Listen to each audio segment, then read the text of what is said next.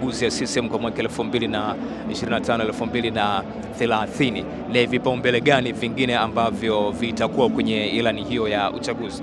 Ndo macho na masikio ya wengi wanatamani sasa kuweza kusikia au kuweza kufahamu hivyo vipaumbele ambavyo vitakuwa vimeweza kuweza kuwekwa kwenye ilani ya uchaguzi ya CCM kwa mwaka 2025-2030.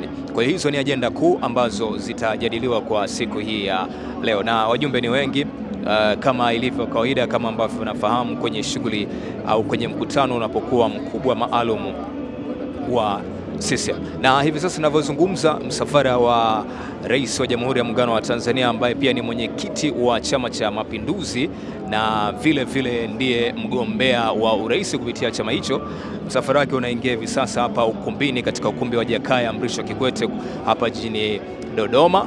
Na msafara huu kwa kweli umepambwa na itifaki kama ambavyo siku zote huwa inakuwa, na unafahamu rangi ambayo huwa inatawala siku zote ni rangi ya kijani au ikiwa na decoration zile za rangi ya njano. Kwa hiyo kwa muda huu au kwa wakati huu Mheshimiwa Rais ndiye ambaye anaingia katika ukumbi huu wa mikutano ya mfuatiliaji akiwa ameandamana na makada pamoja na vijana mbalimbali wa Chama cha Mapinduzi wakiwa wameusindikiza msafara huu ambao unaingia ukumbini kwa hivi sasa. Hamu na shauku ya wengi ni kuweza kusikia au kuweza kufahamu yale ambayo yanaenda kuweza kujadiliwa. Hiki ndicho ambacho watu wengi wanakisubiri kuweza kukisikia, au hichi ndio kitu ambacho watu wanatamani kuweza kukipata.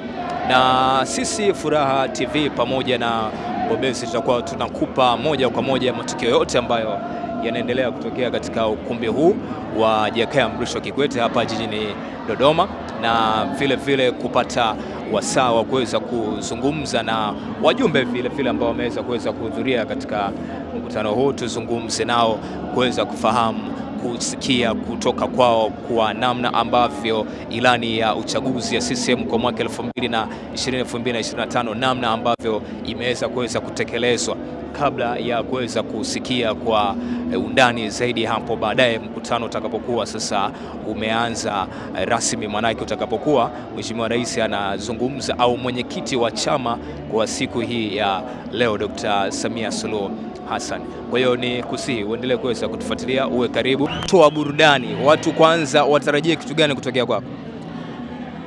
Ni vitu vizuri, wamenisupport na mimi nitawasupport kutoa kazi nzuri.